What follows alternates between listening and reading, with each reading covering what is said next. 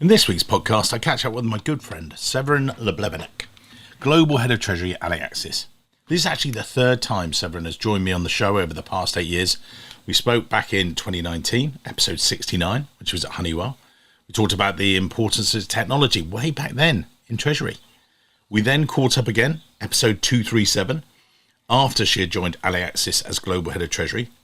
Now we're 5 years later and we finally reconnect to talk about Treasury technology, AI, simplification, implementation, and how Treasury roadmaps have evolved. Séverine has some amazing insights, so sit back, enjoy the episode, and actually here's a couple of short clips that give you a taste of why this one is definitely worth a listen. I was hesitating, right, until the management got really settled, that we would really know for sure who were going to be the new CEO, who was going to be the CFO. I could talk in extent. I think we had maybe 8 or 9 hours of discussions, me and the CFO, before I decided to join. And I think probably after half an hour, it was clear for him that he wanted me to join. But so we kept in contact. So pretty unusual as a hiring process, probably. But given all the changes in the company, I think it was very, very important for me. I didn't go and seek a title or get a salary. I mean, of course, all this goes hand in hand. What I wanted is really the empowerment, the ability to build something and making sure that I could get the resource associated to it. It's not a matter of working hard. Of course, it's a given, but it's a matter to focus on and be courageous, right? Be courageous to open the doors and fix issues that may have been there for a long while and look at the dust under the carpet and, take those difficult topics and address them in all candidly. Yeah. Don't just do what you're asked to be doing, right? But challenge the status quo and look at adjacent needs that are there that are not addressed by anyone. And again, I'm not saying walking on someone else's shoes at all, but you often have those gaps in between two functions, right? And that can be ways to expand your value for the company.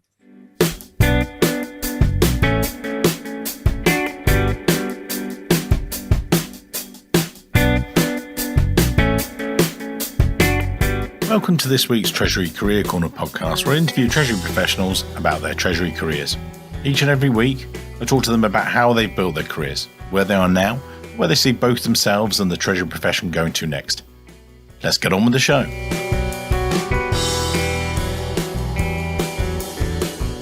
In this week's show, delighted to be joined by the amazing Séverine, one of my lovely friends. She is now the Global Head of Treasury at Aliaxis. We caught up with her last time when she was at Honeywell, and you can hear that in a separate show. We'll put that in the show notes. I was due to do a quick 5-10 minute chat with her about her new role. It wasn't 5-10 minutes. It was an amazing whole standalone podcast episode in and of itself. She was amazing. She's so giving, amazing lady. Just so you know, she's Global Head of Treasury at Aliaxis. They're a global leader in advanced piping systems, but for all kinds of uses. So building infrastructure, the lot. Company provides communities around the world with innovative solutions for water and energy. We touched on that a little bit, but more about the move across. It was 3 years to the day when we spoke. Crumbs, that was amazing. Honeywell, she was there, then she made the move. Just such a wonderful, wonderful guest, such a wonderful lady. She's joined me on a couple of other panels. I'm just grateful for her time and her friendship. She's a wonderful lady. And let's get on with the episode. You guys are going to love this just as much as I love this lovely lady. So over to Séverine. Yes, 2 major things to me. First, we survived COVID, which is in itself an achievement. Clearly, technology have helped us go through this crisis. We were ready to push on a button and we could work remotely. From a technical standpoint and operational standpoint, obviously, emotionally, I think none of us were ready. But overall, we could show the resilience and how technology and systems and having mature processes give you a good level of resilience. And then second big thing is that I decided to join Aliaxis and leave Honeywell after 15 years of, I hope, good service. So I'm really, really proud and happy. So I've become the treasurer of Aliaxis, which is a Belgian company, to be honest. I didn't know them because it's a private company. They tend to, in the past, they used to be a bit more private and a bit more secret, I would say, surprisingly. The company is 4 billion turnover and with huge growth. A very, very good culture match. Big change for me to switch from an American company, European, Belgian company. Also, our CEO is from American origin and we can feel it, that he's trying to bridge that culture gap. Yeah. So yeah, big change. Why did they bring you in? Were you was Treasury there before, or what was the sort of the shift for them to bring in someone of your stature? You know, you've got big company Treasury in your back pocket, and they bring you into a private company that, and again, just talking about that, piping systems, water, and things. Why did they need someone with that depth of Treasury knowledge for a private company? Before I joined, there was a treasurer, but there wasn't a global treasury organization. Right. So the treasurer was essentially focusing on debt financing. It was someone who had evolved a bit later in his career into a treasurer role. For a number of years, they were aware that they had to set up a global treasury organization and to leverage technology. They had made a number of studies, analysis, but basically they didn't know where to take it. Yes. I think at the same time, given that they are implementing a new ERP, S/4HANA, at the HQ and in the main region, which is North America, they realized that we need to do something about it, especially given the growth and sophistication of the company. Since I joined, we obtained a rating, we issued our first bond. We have really huge organic and inorganic growth prospects. At some point, they really wanted someone who could build a treasury from scratch. We had been in discussions for a pretty long time, close to 1.5 years, to be honest. And for me, I mean, great opportunity, but initially I was not convinced, and it was not, the senior management was not the one it is now. I was not really feeling that they had really realized that I would be requesting major investments to do that, right? I was hesitating, right? Until the management got really settled, that we would really know for sure who were going to be the new CEO, who was going to be the CFO. I could talk in extent. I think we had maybe 8 or 9 hours of discussions, me and the CFO, before I decided to join. And I think probably after half an hour, it was clear for him that he wanted me to join. But so we kept in contact. So pretty unusual as a hiring process, probably. But given all the changes in the company, I think it was very, very important for me. I didn't go and seek a title or get a salary. I mean, of course, all this goes hand in hand. What I wanted is really the empowerment, the ability to build something and making sure that I could get the resource associated to it. I've been absolutely spoiled, but I think it was good for me to wait to come at the time that the company was mature enough, do those long-term investments, which require time, money, support. It's not easy. It's really coming together at a time where the company is converting from a holding company with big, small subs all over the world into a real multinational with a real head office and head office functions. So at the same time that we are taking the company away from the 19s where they were stuck for treasury, we are also getting more maturity in all the other functions. I think in the last 2 years, I don't have the exact metrics, but more or less the head office has doubled capacity. Wow. So we hired people in all the functions, treasury, communications, FP&A, IT, tax. Every department has been developing, which gives a kind of an atmosphere of kind of scale up, right? Yeah. But still, we have huge growth. We have excellent profit, which help us fuel that. The best of both worlds, right? A company where we can invest, we can have the long-term view. And at the same time, we have a lot of agility, flexibility, people that are new in their function. So we build that together. We build those ties. Often I have to reach out to a function, ask a question and, all right, yeah, we didn't think that we had to have a service like that. So, okay, let's work together on building something. So I need their support.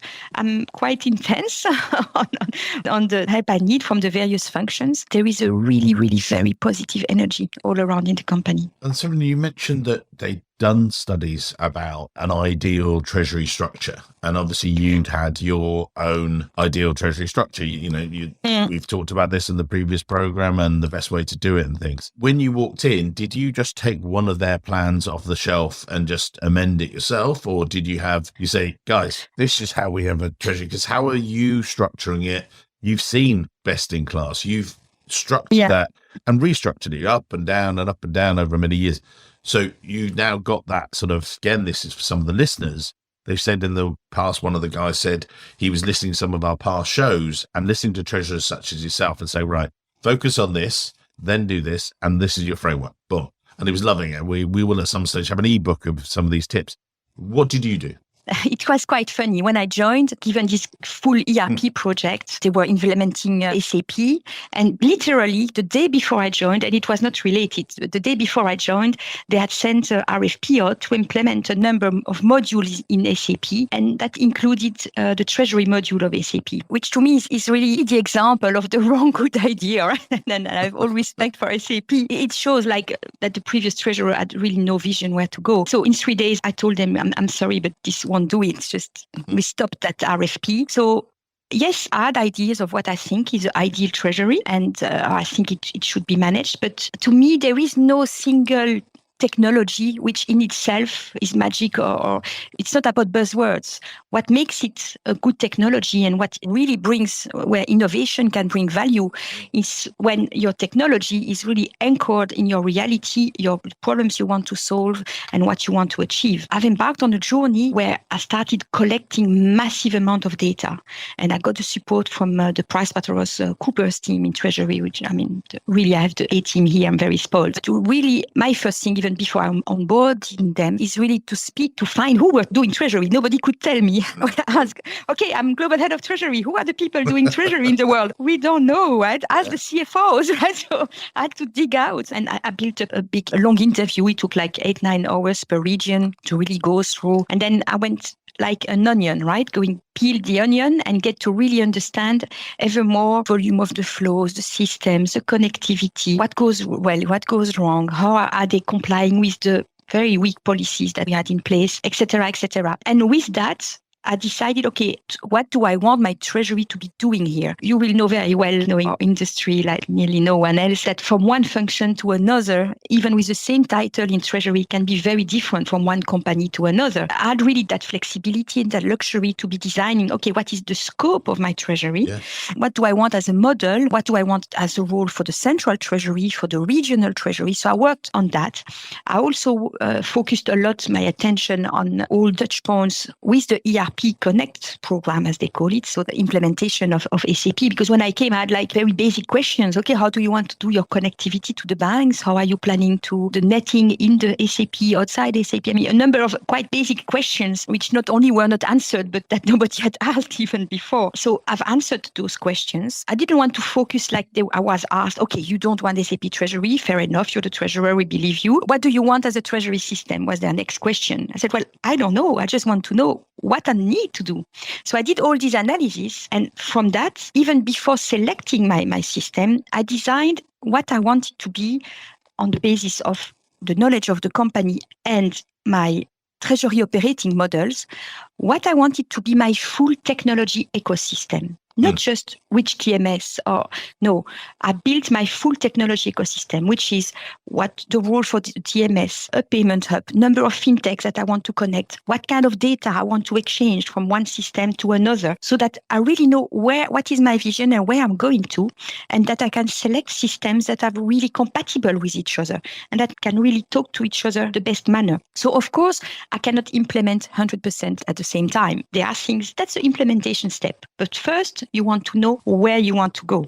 And my technology ecosystem has been really the backbone of the start of my transformation. Only then did I launch a RFP for a TMS, a RFP for a payment hub, a RFP for a bank account management system, which are the first 3 systems we are implementing. As well, we are also implementing SWIFT as connectivity for our bank with the SWIFT Service Bureau and the whole flavor. But obviously, it was clear that these are the first steps. But knowing where I want to go to and what I want those systems to be exchanging data between systems, which is often a good system in its own, on it's completely not connected. It's just a database. Once you start to connect systems between each other, then you really unlock value and have real strong static data management, which then allows you later to leverage data to take good decisions. that was my approach. And then obviously I built my transformation roadmap, not only on the technology side, but also on other aspects, like how do I want my team to be structured in the short term, middle term, long term, all the governance, right? I've been reviewing already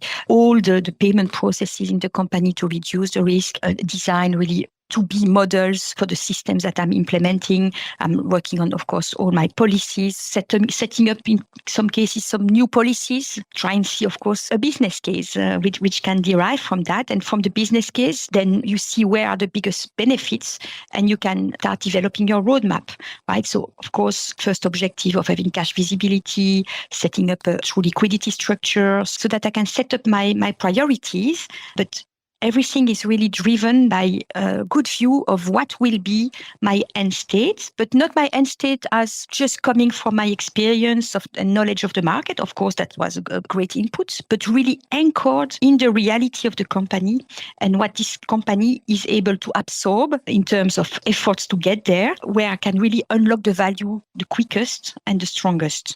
I want to ask you about reality. You've got on, say, you haven't here physically, but you had this amazing roadmap. I'm going to say it's all the pipes, because this is what you do. Aliaxis, as people may know, is a global leader in advanced piping systems. I know, I've linked it there. But that wasn't actually what was occurring to me. It was that the fact was, so when you're in Honeywell Treasury, how many were in Honeywell Treasury Europe? From 9 to 7 over time. And when you came in, it was solo. You were starting it. Yes, you had some support from people, but you've shown all these people, all this pipe work, but it's you originally. And yes, maybe you have a couple of people to help you. But what was the reality of then to a new treasury setup, if you like? These people, you've said, guys, we've got to connect this and connect this and connect this. And you're looking around the room. And I've done it before when gone through various things. And I'm looking around the room. Oh, there's no one here. It's me. It's like, right, so how do I right size that? How did you cope with that, if you like, and quick hire people or get consultancies in? Again, we'll have listeners going, well, that's all very well, but yeah, if they're a Honeywell size, great. You've got people that help and you can give a bit of the project and everything else. If it's yourself, how did you cope? What was your then roadmap for labor? What was your roadmap for implementing it? I have to say that when I joined, actually the former treasurer was supposed to be reporting to me, but in fact he didn't accept this change of org chart. So he didn't talk to me for his last few months that he was there. I couldn't count on him, that's one thing. Now, a lady was reporting to him, and brilliant lady. I think she suffered a lot over the years of really realizing that everything was just too manual, not efficient. And she saw lots of projects like coming up and down, nothing, right? They talked about stuff, but nothing never got implemented. Very quickly, I could feel how enthusiastic she was. Initially, she was a bit skeptical. Okay, again, good ideas. She has really, really good ideas, but will it go through? Will it get implemented? Right? Yeah. Which was fair. So my priority has been to first leverage all our knowledge, even if it was limited to the in-house bank role and a little bit to Europe, and that was a bit it. She had a very good knowledge of the company and absolutely great personality. Leverage that and to release her from the pressure first, because she was alone carrying all the operations. I leveraged a person who had been working as an independent consultant, trying to help on technology, but again, not with a good alignment with the former treasurer and whatever, but very helpful person. So my focus has been to decrease operational risk and have him document the actual processes so that if this lady would go for a health issue, the operation could continue. So first decrease operational risk. So that took a few months. Document, get to have a structure in the data. I mean, even a share drive was not there, a decent share drive. Wow.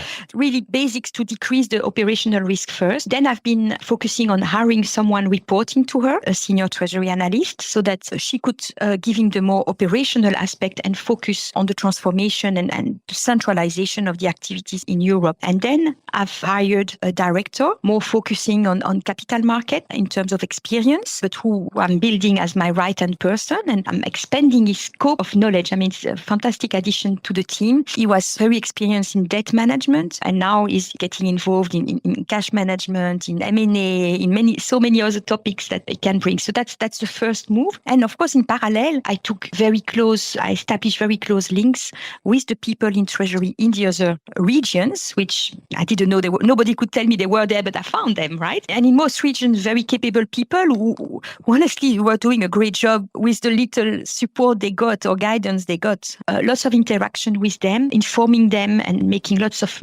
one-to-one meetings to just explain them all my process of what will be the Treasury scope, what will be the operating model, what will be the technology ecosystem, what are we going to implement time over time, what is the roadmap, and what does it mean for their respective regions, and trying to really build on their knowledge and align with their local projects in the finance teams as well. The team is evolving pretty well. To me, when I built my team, I really looked, especially in Brussels, I didn't design roles first. I first looked at the skills that I had in the team. And I said, okay, this person, Antoinette, she has those and those skills. Okay, now I have those and those and those skills. Okay, and then what additional skills do I need? What additional type of experience do I need? So on the Treasury analyst level, I try to have someone with some bit of IT savviness, has done a bit of programming, or I can build as a super user later for the systems. On my director capital market, obviously someone very close to the financial market, since we have issued only one bond, but we may do more. I'd like to set up a CP program. Someone who can take those projects. We have, of course, syndicated facilities. We want to go into ESG finance. Someone who had that kind of skills. So I try to see, okay, how can I fit those skills into a job spec so that it can make something challenging for people, and building a team where on all topics, I have someone who's a bit more junior in terms of knowledge and someone more senior, and that people can really learn from each other, learning from one and teaching the other one, right? So that this skill set that I have in the team, that I have at least two persons having each of those skill sets. Right. So that's how I'm building, and team will further evolve as we are going further in our transformation. I will centralize more the FX. So at some point I will want someone who's more focusing on FX, but I will not want this person to do only that. Right? Yeah. Because I really believe it's a lot more enjoyable for people when they have a bigger variety of activities to do, and when there are really more opportunities to develop in different areas. But initial experience is the entry door, and then we build. Well, this is part of that. So there is so much to do. They're coming in the door. You're helping give them their mini roadmaps, if you like, their sections of the map, if you like. What is your definition of regional success, or what are you saying to them is, you've got FX there, what is their definition you're giving to them? This is what you're aiming towards. Is it complete de-risking of the FX risk and things like that? Or how are you setting the individual benchmarks, if you like? Because in a recruitment business, so I might say to one of the guys, it's not just about billings. Billings is a key thing as well, because that means that their minimum is to cover themselves. But then it's like, right, do this. But actually, we've got other benchmarks, much more about how many people have you met? Who have you talked to? It's a more relationship. Now, within Treasury, it can be a little bit clearer in a way, because it's numbers and everything else, and it's risks and things. But how are you doing it for some of the different members of the team, perhaps? To me, first, we have also the wealth of knowledge of the PwC team supporting us on our journey, which is, of course, additional great opportunity for my team members to be learning from, right? Giving structure in their learning. To me, what I really expect from the team members, it's not so much about figures, because yes, Treasury is about figures, but that's the basic. What I want them to be is really that they understand that we are here to support the business and our expansion. And for that, what is really important is to build agility, scalability, and really build a true function that everyone will think, oh, we do something, oh, let's call in Treasury, right? So it's really establishing this credibility of the function, so that we are involved early in the process and can really a much better job at supporting the business. So it's really more the service-orientated stuff. Of course, there are metrics. I want to diminish the global debt level because we have too much cash. So I'm setting up new liquidity structure that will, of course, diminish the cost of carry. I will diminish in terms of FX. I want to diminish the realized FX benefit or loss in terms of, yes, there are objective KPIs, but what is really important to me is really to bring this long-term view. We want to be at the heart of the finance organization, right?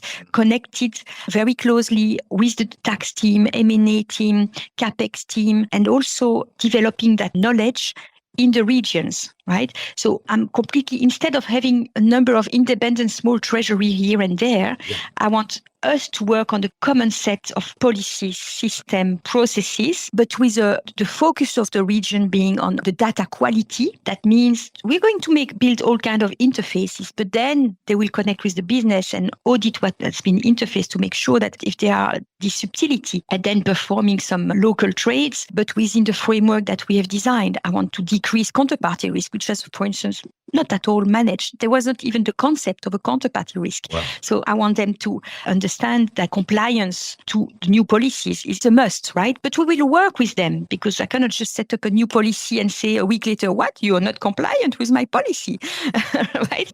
So it's really building those partnerships with the different regions. And that's what I expect before anything from my team. Because if you do that, then your figures will for sure get a lot better. This is a result, right? It's not the objective, but it's results. If you manage your treasury with really being very integrated and speaking to all the functions, of course you deliver value, of course. Do I have a specific figure that I want to give them? No, it's really more, and it's a lot more difficult, right? It asks a lot more engagement, not being afraid and speaking up, taking the courage to say, this doesn't make sense, right? What about doing it this way or that way? And having a real advisor role for our function and for the other functions, which I explained are also gaining in maturity. Right. So my Antoinette in my team, who's been there for 20 years, she tells me, oh, you could change that? Well, once again, you've used your laser arm. Well, no, it's just I explain to the people what I want to achieve, and then people understand. And yes, I could change that, and I could change this, and I'm going to change further things. It just needs to be, I spend really a lot of time to explain the vision to people at all levels in the organization. And yes, we are putting pressure, asking a lot of data, but they understand why we're doing it and what will be in it for them. It's not for data's sake, so that's the key thing. Now, you're on the virtual stage because you were having issues with travels, but we were in front of a Eurofinance group. And we then talked about your new role, but we also, one of the key things, we were talking about talent. We were talking about people and things. And I know we're approaching the end of today's show. We're not quite putting your LinkedIn details there again, but I just want to reflect on that. You, as you say, you've inherited some of this team and everything else. But when we last spoke, prior to pandemic, we've been through a pandemic. You and I both talked about remote working. You know, we talked about all the different things.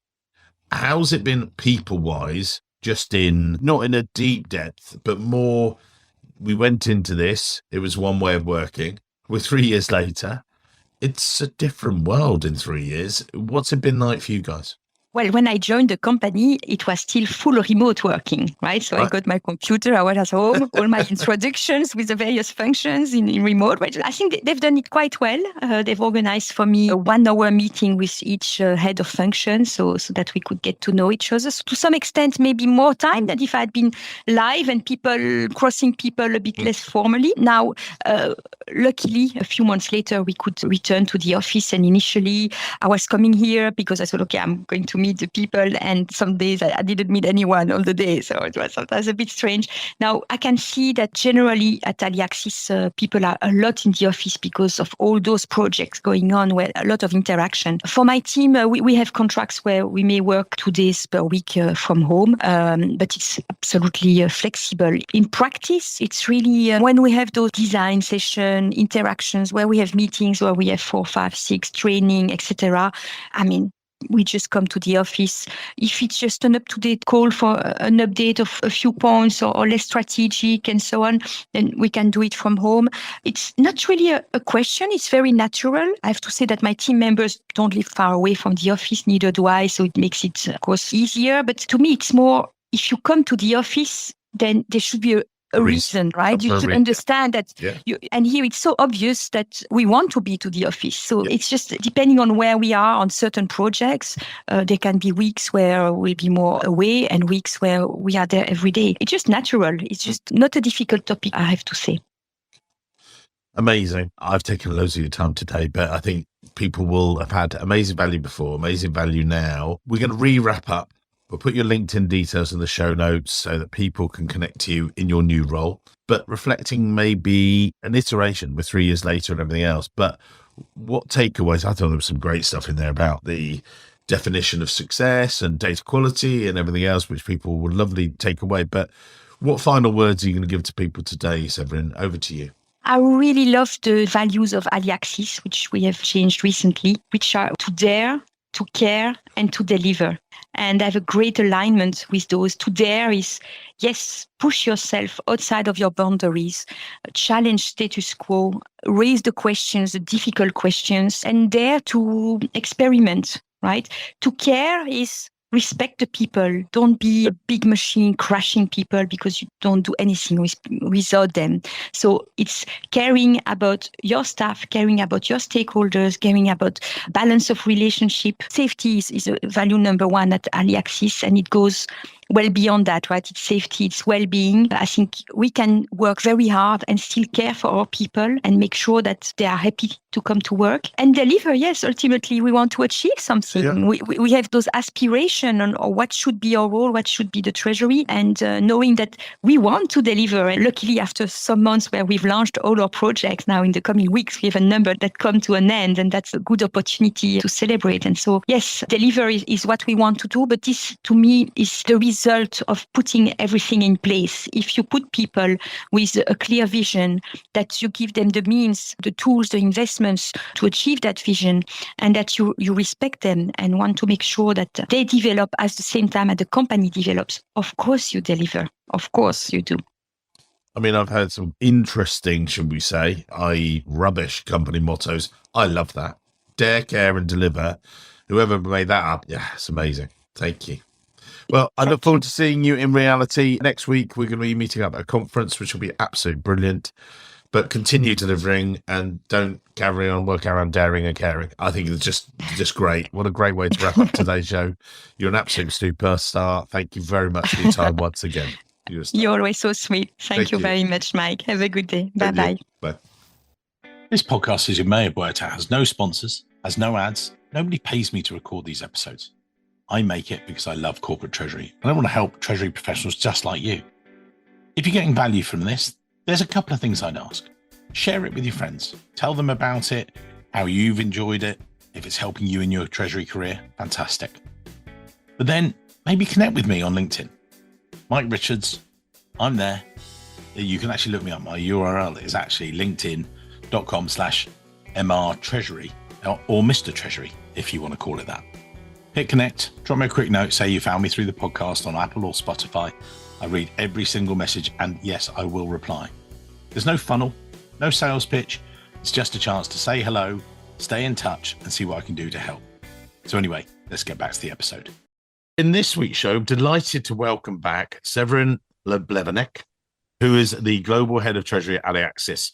Séverine and I have known each other for many years, and Honeywell days and everything else.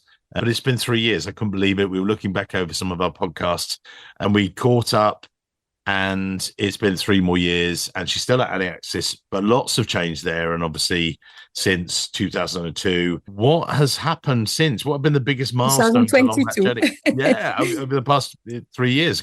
Over to you. What's happened since? The company itself is in a different phase. We were more in expansion and now we are more into getting more mature everywhere because our markets are also in a different situation. We have been impacted by the changes in the world order, let's say, and particularly the instability that, of course, is not favorable to the construction market. Now, from a treasury standpoint, we have, I would say, done giant leaps in our transformation. And we want always to do more, but I think we have come to the end of a certain cycle where I think we are, I would estimate now in the top 10% of our peers in terms of maturity. Wow. So that's a bit what has changed high level over here. And how have you done that? As you've evolved the treasury function, I know that you love technology and you and I have talked about that over coffee and things. How have you evolved it over the past few years, or what steps have you taken within treasury in particular? So in here, for sure, there was no technology and that needed to be put in place. I'll talk about it. But I think it was a much larger transformation, much deeper. We really needed to build a treasury team as such. There was not even when I joined, nobody could even tell me who works in treasury, right? There was not even an organigram, whatever. I'm global head of treasury, fun. Tell me who works in treasury, right? So there wasn't that visibility. There were people doing some treasury stuff in the region, but they were not even carved out from other finance activities. They were reporting to the regional CFO and doing a number of things that it was not identified as such as being treasury function. So that's one first element where we worked with the CFOs to do that carve out and build a real treasury community. So that's one element. Second element is the whole governance, which of course comes from this, right? If treasury is not identified really as a function, you don't have all the governance that you need around it. So we've completely revamped treasury policies. There was one, but it was so light and not respected. I mean, it was somewhere posted on the website and it was not live. So now we have a real treasury policy, transfer pricing policy. We've changed the delegation of authorities on accounts. We've put a global process to process payments, really say what are the controls that need to be there end to end. And then, of course, technology. Yes, we did set up a global treasury management system that's already live now for 3.5 years. And we have rolled out a payment hub. We are in the really final stage. We have already over 90% of our payments going through that unique payment hub, which we also use to capture a full global daily cash visibility. So yes, systems there, but really a lot of education that has been done for the treasury people and beyond. We have a bank account management tool, so we are really the holders of those accounts. We've done extensive banks RFP. So we've changed our banks in the 10 LATAM countries where we are active. Same in India, same in Europe. We have built a global cash pool, which we are finalizing the connectivity. We are now in the process of selecting our banks for North America, which unfortunately had to be delayed, but that's the last big step. So this is really deep transformation. It's changing our partners in technology, changing our partners in bank, having a real function that is a real center of excellence now recognized in the organization, have people that are trained, that know who to come to when they have questions. I think that's really an important element. Treasury is now seen as a partner, really a pillar in the treasury function and even beyond. So that's really the few elements. Each of them is really heavy in a company where the other functions also need a bit of maturity to be increased. And when we last spoke, I looked back at the episode and looked at some of the... You were transforming treasury, as you've talked about, and you've done it, a lot of it now, but in a global way, in a global organization.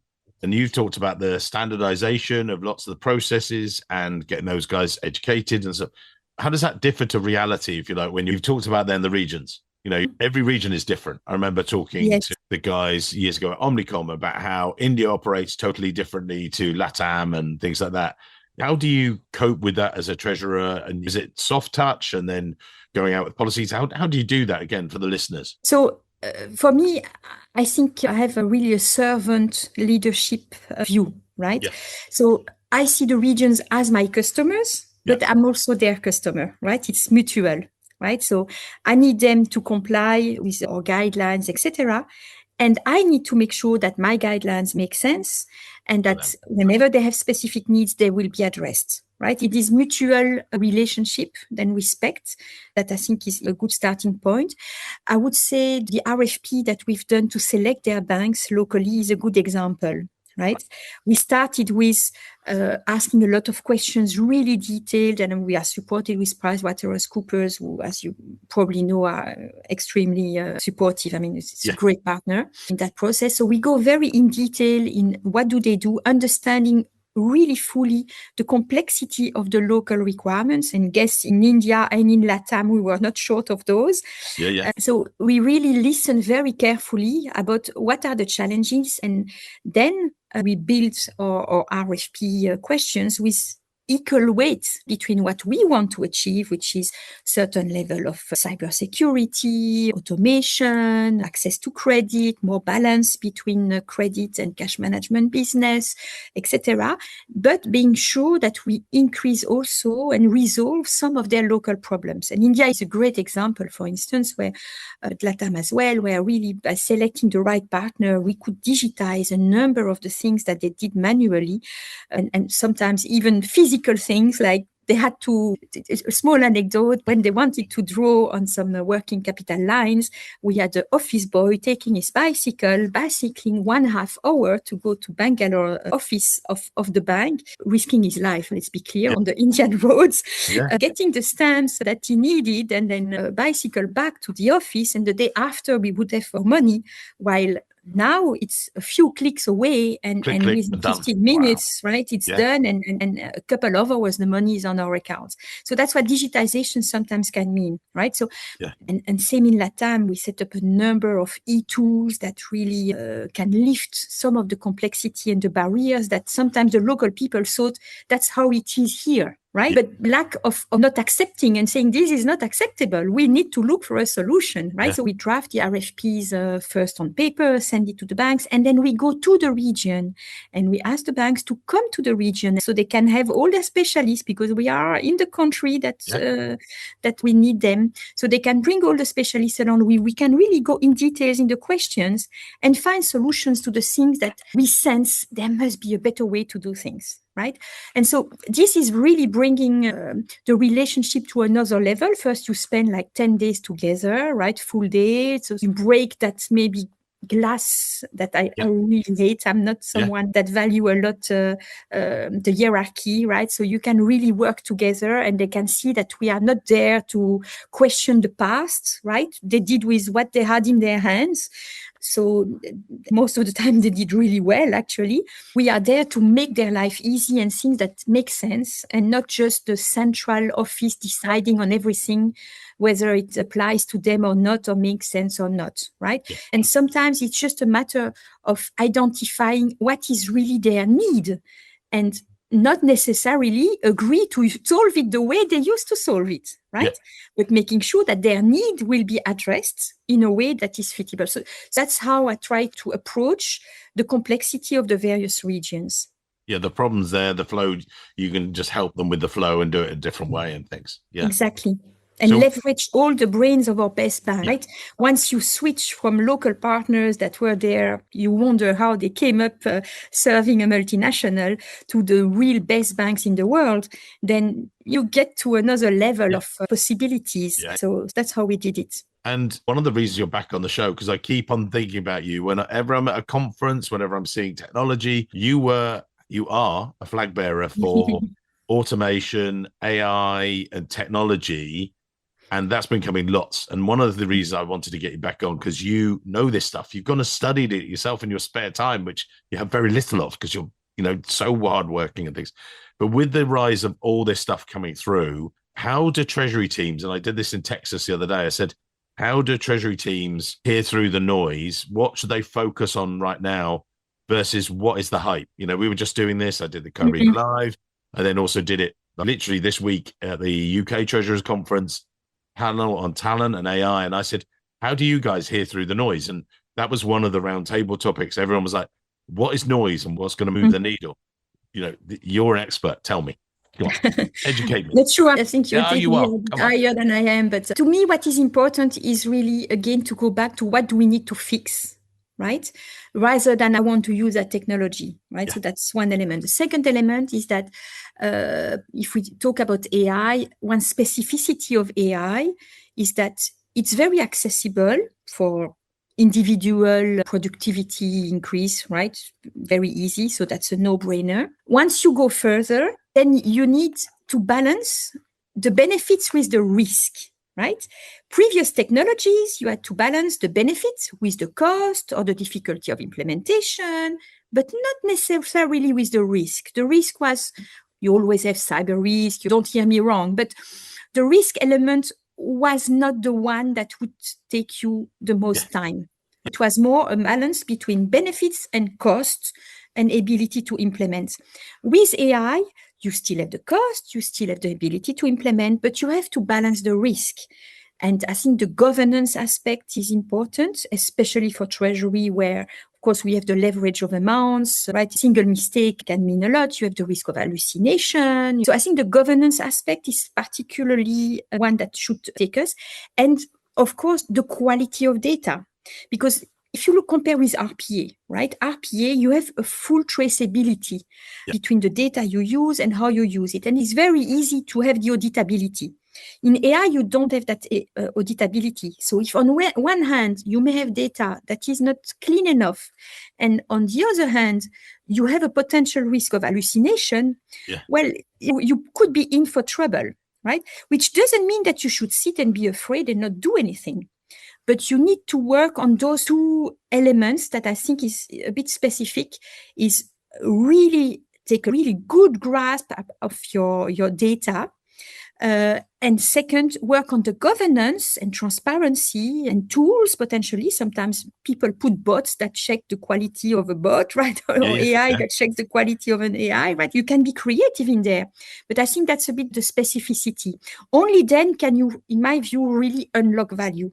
And of course, you need the skill set for any technology implementation, right? The skill sets in your teams, access to this. I would say that that's maybe the element that I would think now is a bit different from before in terms of technology. And you talked there about skill set, and going into that, you said, so how do you encourage the Treasury teams to stay curious about technology on the one hand, thinking about it, but we were talking about this the past couple of days about the fundamentals. You know, one of our panelists, Victoria, was talking about the fact that when she put in some of the FX stuff, she then went back in and she went, this is all wrong. These are lies. This is not correct. And she was using the fundamentals of her knowledge to actually go, you know, and if it was someone perhaps less experienced, it would have gone, oh yeah, this is fine, this FX. And she was like, no, these are wrong. And actually, she's got that curiosity, and she was in that balance. You know, what would you say? How do you encourage it? Yeah. And it touches on the point of the governance, right? The governance is who is going to decide and assess whether this is correct or not, right? And have that transparency. So I would say the way you should address it is that you need to have that basic skill set built. So either people come from another function, but the way I do it is that I put a lot of emphasis on cross-trainings one over another. And it can be sometimes a bit difficult for people, but I don't like very closed job descriptions, right? I like fluidity. And the smaller the team is, the more fluidity you need. It doesn't mean that no one knows who's going to do what. It's not true. At the end, you find a modus operandi. But I want everyone to learn everything from each other. So constantly, people are learning from the other. And if one is doing a training on something, he comes back and he shares with the group. For instance, my director of financial market took a Cambridge training on ESG, right? It did a full day session in a few hours, just giving us some of the findings that we got to help the team to be more educated on that topic. We do some sessions on a monthly basis with the various regions, particularly on FX management, because they have challenges to access data. So we go really in detail and break down steps and agree on how we can improve globally. So we make sure that we are always in a learning mode by default. I also encourage my team to participate, and for some regions it's really new, to participate to Treasury forums, associations, go out of your office, speak to your peers, read the magazines. My colleague in India, for instance, it was not at all the spirit before. And I had him tell me, I went to this conference because you told me I should go more and I learned this and this and that, right? And you can see that it's fueling the motivation, but it's raising their level of knowledge. And then they come there enthusiastic and they share it with their team. So I think you need to have this transmission, and it can be top-bottom, it can be bottom-up, it can be lateral, right? It's not a matter of hierarchy again. And it can be in a region, it can be between regions, but it needs to be a mindset.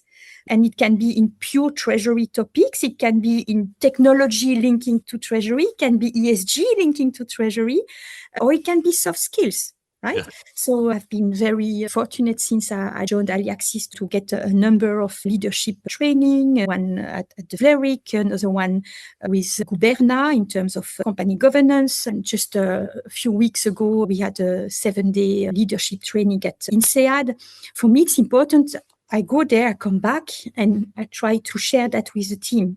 Yeah. Right? So it's really a constant mindset. Indeed, technology is there to help us, but we remain treasurers, right? And how do you, so I think COVID has taught us a few things. You know, one of the things before, it's 5 days a week in office, then you went completely remote, hybrid, and then the semblance of it back. And I was in the room this week, and one of the things, I congratulated the room on not being in their corner office, or their home office rather. I said, it would have been easier for you not to come all the way to Liverpool, not get on the train, not come up here. And everyone was like, oh no. I said, no, but really, you've invested in yourselves. But one of the key things I was going to ask, and there were a lot of treasurers there, but there were some treasurers that weren't. They were still in their home office. How do you foster that in your teams? Or is it by saying, come on, go to this conference? Is it just by trying to encourage them to do that? You've touched on it a bit, but is that this is to pass on to other treasurers that they should listen to this and go, be more like you, be more like Séverine? But no, what I mean is you're saying as a leader, come on, guys, get out the office. Or is that the right? Absolutely. Yes, absolutely. Well, there are things where I see opportunities come to me, right? And so definitely I would say, oh, X, Y, or Z, I think it would be good that you go to this, right? And then we discuss. And if I say, I think you would be good, we come from a standpoint that they will go, right? And then they have to justify why they would not go, right? Some topics I will say, oh, this one, are you interested, right? It depends on what the topics are, where it's located. We favor, and we're lucky in Treasury, but there are many we favor when there is no cost involved. But typically, people can have different reasons not to go, right? But generally, if you have a precise thing and not generally say go out of and go to conference, but you say, look at this one, I think it would be relevant to you. Yeah. You take the time to propose them something that you think is relevant to where they sit in terms of knowledge. Typically, they are very happy about it, right? And banks are often our partners in those. And yes, sometimes you have a little bit of cost for the travel or lodging, etc. But I think it's also a respect for your team. Yeah. To me, it's fundamental part of your job is to keep learning, right? Yeah. It's not something in addition of. No, it's part of your job. If you want to do your job well, you have to learn constantly in Treasury. So one of the questions I was asked by the audience, a lovely young lady, she was sort of saying, she kicked off her question. It's quite funny. She said, over the next 5 years, blah, blah, blah. And then she talked about it. And I just went, you can't talk about that. She was like, what? I said, who can look 5 years? I said, do you know what 5 years? I wanted to ask them my lottery numbers. I'm like, if you can predict 5 years from now, I wish you were. I said, 2 years ago, 5 years ago is like blockchain. Now that's gone away. 2 years ago, who had heard of Claude and ChatGPT 2 years ago? And now you, I know, embrace technology and things, but what excites you maybe about the future of Treasury? Now, I'm not saying 5 years. Over the next, I don't know, next 6 months, 2 years, whatever time period, what do you see is coming along? What are you seeing that you're thinking that's going to be fun? I think in general, Treasury has better access to data, better access to new tools, and we can go a bit away from the most mundane work. Yeah. There will always be some. And we have now a bit more headroom to be more strategic and to go beyond the Treasury function, break silos in the finance function or even larger in the company. And that's partly because of technology. It's partly, I think, the mindset as well, right? If you speak of the Gen Z, I think they are also less in this silo mentality. I think they want to have a purpose. And often out of collaboration, you get more purpose in what you do. Likewise, I think generally jobs that have a double hat are more interesting, right? Like you like Treasury, but you like this angle of technology, right? You can see it as a double hat. Or, you are a journalist, but you are specialized in something. Or you are an HR headhunter, but you're specialized in Treasury, right? I think this makes often more interesting functions and bring a deeper sense of purpose. And so, that's how I think with the new tools, you have more connectivity of data, more connectivity of information, and more connectivity of people that can then lead to more cross-functional projects that unlock value and bring a higher sense of purpose for the people. And we're not that far off the end because, you had two ends before, but we're going to give the takeaways. But before we get to that, and I'll ask for the takeaways and we'll put your LinkedIn. But if someone's listening today, what advice would you give to Treasury professionals? What do you think they need to do to prepare themselves for that or to set themselves up for that? I get asked this a lot at the conferences. I want to do this. What should I do? Well, I've got a global treasury leader here. I'll ask you, what should they be doing or thinking about? I think generally what is important is that you understand who are your stakeholders, what you do, who is it important with, and have a deep understanding of the people you're using the data or the output from, and the people that are using what you produce, right? So that you can get much better with that sense of purpose, and make sure that you have always an alignment with the company strategy, the CEO strategy. And maybe you do something very mundane because it's a step to go to, right? It's needed in a project. I don't say you just need to do high visibility stuff. This is definitely not my word, right? But you need to understand how what you do will unlock value for the company, how what you do aligns with where the company wants to be in 1 year, in 3 years, in 5 years. If you don't understand the strategy of your company, how can you know what you should focus on in your job? So I think that's probably the element that can help you grow. In the right direction, because it's not a matter to put an extra 10 hours per week. It's a matter to make sure that where you put your energy on is worthwhile and will unlock value for the company. I think this is where sometimes people think, but I'm working hard. Yes, you're working hard, but you produce a report that nobody reads, for instance, right? Yeah. Right? It's not a matter of working hard. Of course, it's a given, but it's a matter to focus on and be courageous, right? Be courageous to open the doors and fix issues that may have been there for a long while, and look at the dust under the carpet, and, take those difficult topics and address them in all candidity. I don't know if you say candidly, right? You say that in English. Authenticity, don't just do what you're asked to be doing, right? But challenge the status quo and look at adjacent needs that are there that are not addressed by anyone. Yeah. And again, I'm not saying walking on someone else's shoes at all, but you often have those gaps in between two functions, right? And that can be ways to expand your value for the company. Amazing. Well, I mean, you've given some of the advice there, but we'll put your LinkedIn details in the show notes. We've done this a couple of times. It was a few years ago now. Maybe your advice has changed. But what are the takeaways for someone listening today that you think, when they're sitting there with their coffee, they're sitting at their desk and they're going that, what do you think they should be thinking, or what's your advice? My advice is Treasury will remain as a strategic function if you want it to. Don't be afraid of technology. Technology will only increase your value in the company. We know that we need integrative thinkers. We need people with a strong heart that can talk to everyone, can unlock value, resolve topics. And for this, technology will help us. But there is, I think, a bright future for treasurers tomorrow. It's a function that will remain key. It was worth waiting 3 years for that. Thank you very much. You're an absolute superstar, and look forward to it. Hopefully not in 3 years' time. We'll do it before, and I'll see you before that. Thank you very much. You're a star. Thanks. Bye, Mike. Thanks. Have a good day. Thanks. Take care. Before you finish today's show, a quick reminder. You can earn CTP credits just by listening to the podcast. Listen to the show, take a short online quiz, pass the quiz, got to do that, and then we'll send you CTP credits.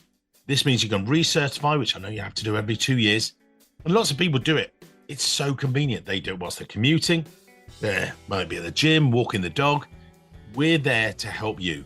It's designed to fit around you and your real Treasury jobs, not add more work to it. If you're already listening, you might as well get the credit for it. All you need to do, head to the episode page, take the quiz, and as I say, as long as you pass, we will send you the CTP credits. I know, it's all part of the service. Thanks again for listening. We appreciate your support. I'll see you soon. Thanks.